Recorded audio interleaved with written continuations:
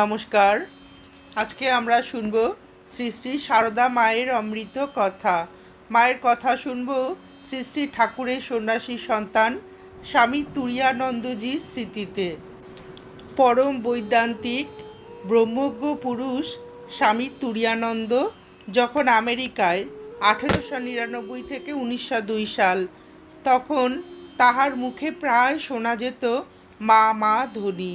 শ্রী শ্রী ঠাকুরের অন্যান্য ত্যাগী সন্তানের মতন তিনি জানতেন মার কৃপা ব্যতীত বস্তু লাভ হয় না। এই প্রসঙ্গে আমরা তুরীয়ানন্দজির একটি উপদেশ স্মরণ করতে পারি।